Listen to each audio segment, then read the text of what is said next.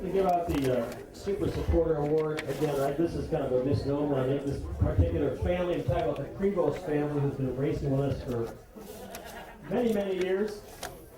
As a youngster, actually I was a youngster at one time, believe it or not.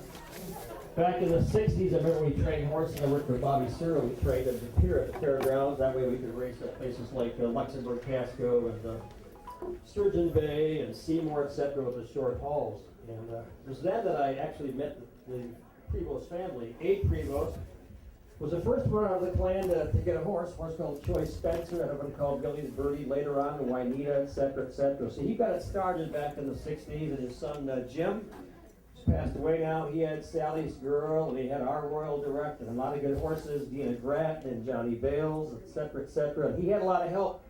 Eunice, his wife, helped very much, and Betty eventually got a driver's license. Mark has a driver's license, and did a lot to to keep the family going in racing. So again, that was one part of the clan. The other one was Clayton. He had a horse called Ariana, a little mare that he had back in the 60s, and he raced her. Remember, she was kind of a sour little thing. She was by a horse called Phil Bob, and he always raced her with a body scraper, like a wooden one, because if you use a whip, she just put the brakes on and look at him and start driving with her hind feet. So he said, nah, we'll just use the scraper.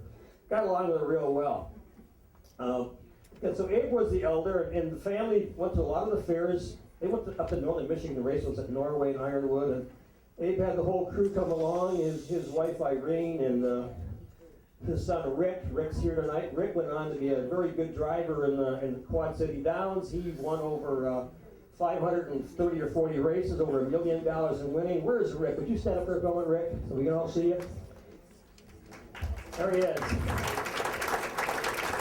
So he worked for Abe Dad, the old man, for a few years. He decided, I want to go down and try pari-mutuel racing. He did that. He brought a horse called Tag's Patty Sam down there in Dominion Hill, I believe, and ended up driving a real good horse called Rock Creek for a guy. And I think he won 15 in a row with that horse, he told me. He was a great horse. A horse made over 400,000. He happened to be in Iowa, bred by a horse called Jodevin. And again, Rock Creek and Rick did quite well.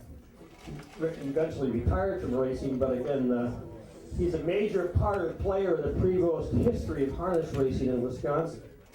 And talked with Jim a little bit about all the horses he had, and Mark's been racing horses the last few years. Benny used to drive Dina Grattan, used to drive Johnny Bales, a few of those, back in the 70s. Mark's still driving. And the fourth generation actually racing the horses of the Prevost family is Tommy Nowak. Where's Tommy? He's got over 80 drives. He's not racing any of this. He had a couple of horses. He had Brewski Hanover, nice mare, and he raced the colts out of her. Storms at Broome, he raced a Minnesota bred. So he's done quite well too. Again, this family has endured a lot. They put their resources together, and the common denominator for this family was horses. And they traveled together, they camped together at the fairgrounds, and it was just really neat to see them. And over the years, as I watched people come and go in our racing and give it up, they haven't really given it up. They have another horse yet. Myron Kaupe had a little mare called Ratatouille that he raced in Minnesota. And he bought some more horses, and she was really no place for her to race at the track anymore in terms of her class. So he wanted to sell her, and he said, well, I think I'm going to get a hold of Prevost. And pretty easy sell, because they picked her. He brought her down there, in fact, and I think, there were even a few tears in Eunice's eyes, he said, when he brought that horse down, because, wow, here's the glue again to bring us back together. The horse is at Gary and Donna's place in Shauna, where she's spoiled a lot by Donna, I'm sure, maybe Gary, and I'm sure when the Prevost family comes up to take care of her, she gets a lot more spoiling.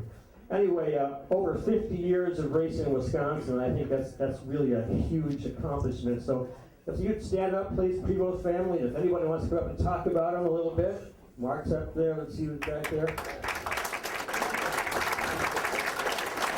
Tommy and Mary, Kelsey, also driving horses now. Come on up, folks. We got some awards. We give you Myron's got to share a few words also. This is what it's all about. We don't race for a lot of money, but again, this is what keeps our racing going.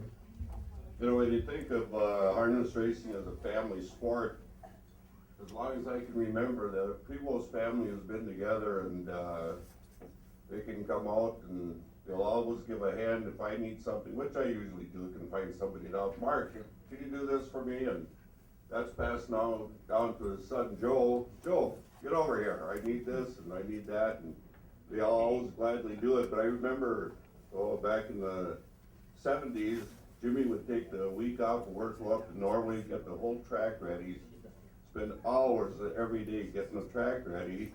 Eunice would get all the programs together, they'd sell all the programs, and whenever you saw the kids, Mark or Cindy or whatever, how you doing? Oh, it was Johnny Bales this or Gina Grattan that, and but then there was Ines and Mary. How you doing, Mary? Oh, Thunder, Migration. Does that ring a bell, Mary? That was a dance all over in Pulaski, and the girls were good, but they always had either Dean McGee, Davy McGee, or Reed Remley on their mind.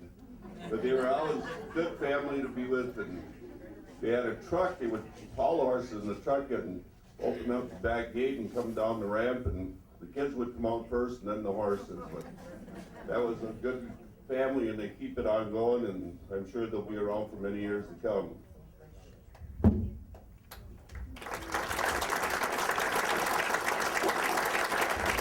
Thank you, Byron.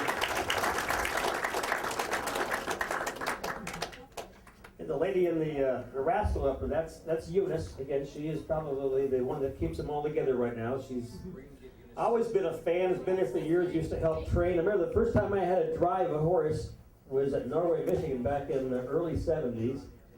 And horse for Jack McCracken and Marquette.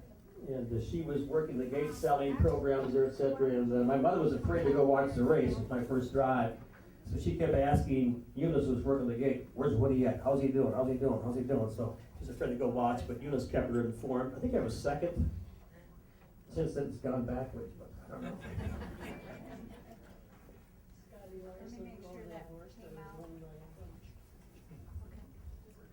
We're good, thank you. No, one more. Want to get one more? One more? With Woody.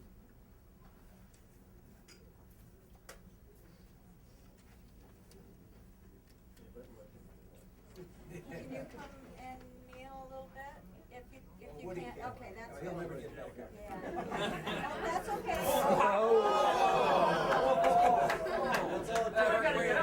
Let's all Joey, you want to help us get